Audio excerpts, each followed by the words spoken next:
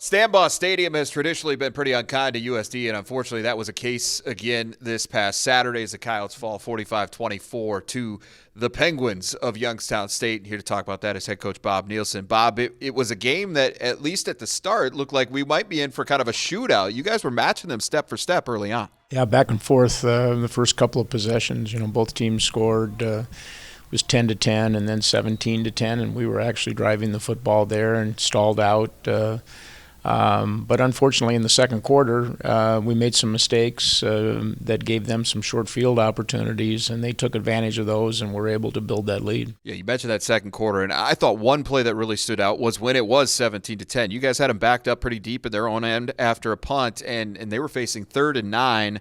Had a chance to tackle the guy down short of the sticks. He ends up going for about 40 yards, and then suddenly the onslaught kind of went from there. Yeah, they what could have been a situation where they punted the ball back to us and got us good field position. That play extended that drive, and that was one of the things defensively we didn't do a very good job of. When we had them in third down situations, they were able to convert drives in that first half and keep them going.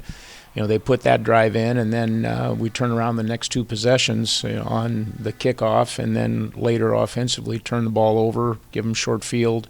They put those two possessions into the end zone as well, and so it was a combination of things. An error in the kicking game, a turnover offensively, and defensively, giving up some big plays that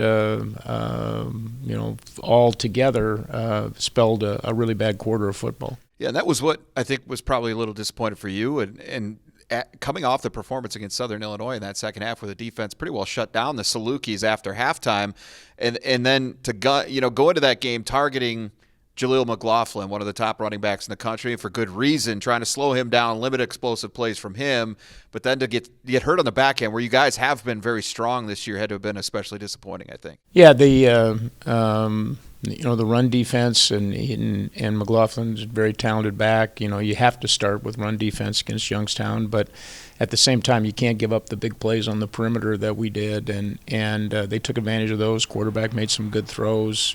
We missed some tackles when they got the ball completed that led what could have been a shorter gain into a much longer play, and as the combination of those two things and the fact that we had the two turnovers in that quarter were a really bad combination. On the offensive side of things, Aiden Bauman does get his first career start. Overall, as you look at it now and had a chance to maybe digest the film a little bit, how'd you think he played? He played okay. He's certainly capable of playing better with more experience. I thought he made some good throws early on a couple of the big plays that in those early scoring drives that we had. A couple times where he could have stepped up in the pocket maybe and completed another pass or two. We certainly can't. You've got to be a little better with our ball protection there. The fumble was costly that he had on the 3rd and long where he's trying to make a play, and but overall, he was able to distribute the football and make some of the throws that we need him to make.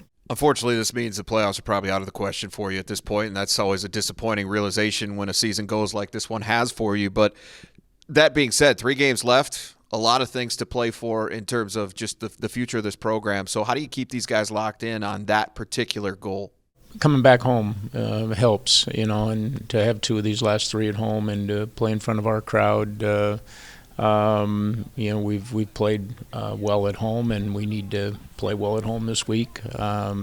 I think our guys understand that it's really about us and about us as a football team, and playing to win every week and continuing to show improvement in the areas that we need to improve. And we've got 3 big games left on the schedule. Every game in the Valley is a big game. Every game is an opportunity to play a really good football team, and our guys want another chance to show just how good they're capable of playing, and that chance will happen Saturday.